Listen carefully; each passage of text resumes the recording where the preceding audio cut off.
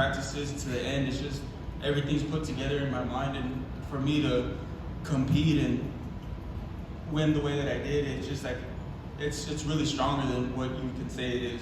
Like, it's really strong and it's super powerful, and to be able to display that for everybody that was watching, my fans, my family, it's just it's so blessing, and I'm super happy to be here.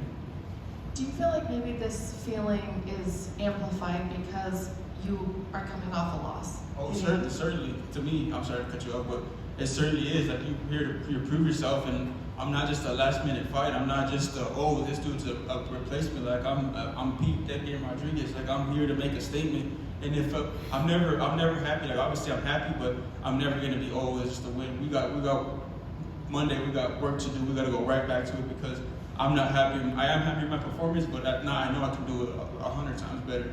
But like I said, I'm not just a last-minute fighter. I'm here to show you who I am. You know, people always say you never lose, you learn. What did you learn in your last fight?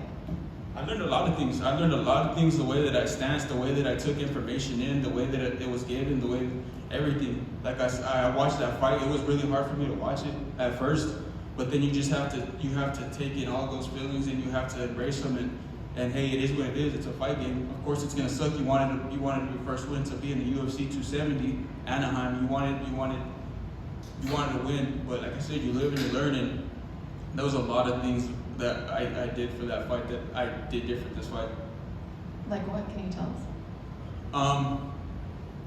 Not too much, just my stance and my distance. My distance was a big thing that I had to learn. I didn't know too much about the distancing, and I found out in the beginning of this round. He hit me with a clean 3 as soon as I came in, so that as soon as he hit me with that 3, I ranged my distance, I stepped back, and my coaches kind of calmed me down. Bernie kind of calmed me down, and coach calmed me down, and he said, hey, don't get too anxious. And as soon as I hit him with the body shot, I took my time from there, and like I said, everything that he said, it's like he had a microphone in my ear, and everything that he said I was doing.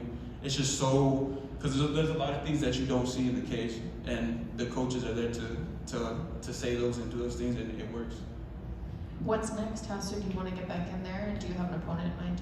I don't have nobody in mind. Whoever the UFC wants to throw at me, I'm here. Like I said, I'm not going to say no. I'm ready to fight. I'm ready to buckle down, and I'm here to go. I don't have nobody in mind. Whoever the UFC wants to throw me at, let's go. Let's rock and roll. How soon do you want to get back in there? Are you thinking before the holidays, or? I'm still hungry. I can't give you this time to say like, hey, I want to jump back, but I do want to definitely get there soon. I'm sorry, I can't put a date on that. Thank you. Hey Pete, where did that game come from?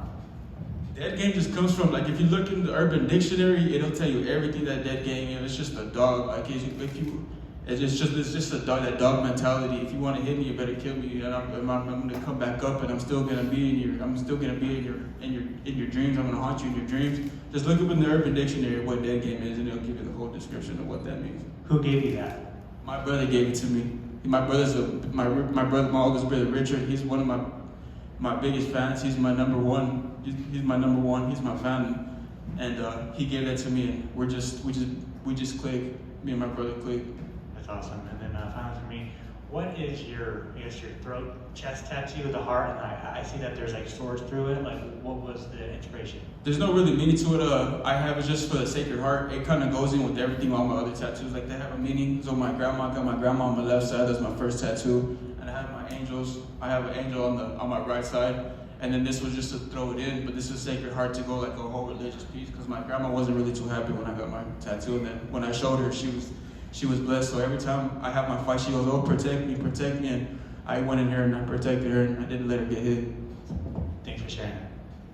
You talked about things you see in the cage that set up where eventually you got him with a knee that led to the finish. Is that something that you knew going in that he was maybe susceptible, or is that something in the improvements that you've made that you were able to see that leading in that would eventually be set up? No, there was no plan. That we didn't plan it. There was nothing to be planned. We were working on, me and my coach were working on the body, to go to the body right away, up and down feints, feint the jab, come in with the 2, low 2, high 3.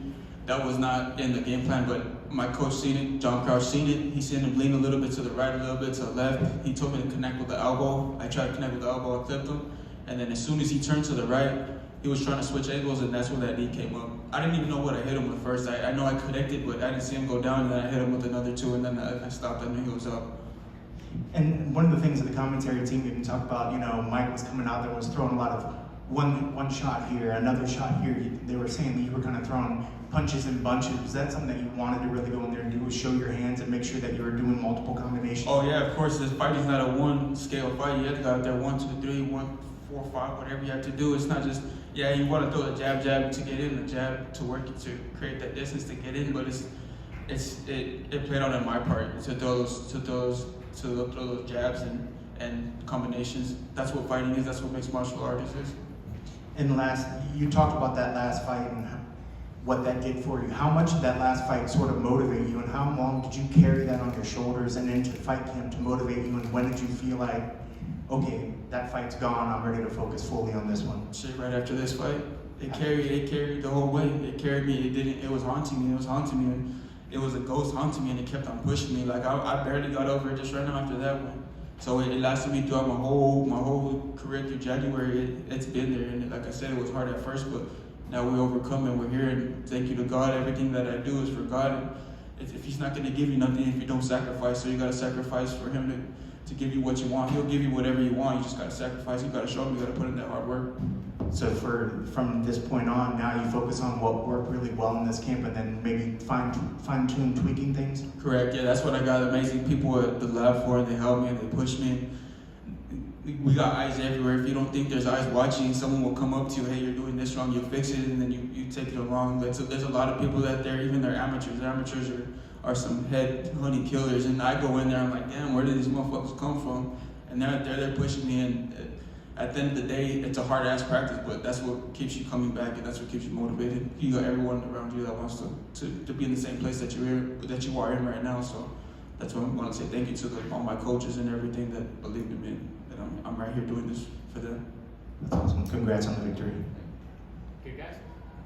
Good. All right.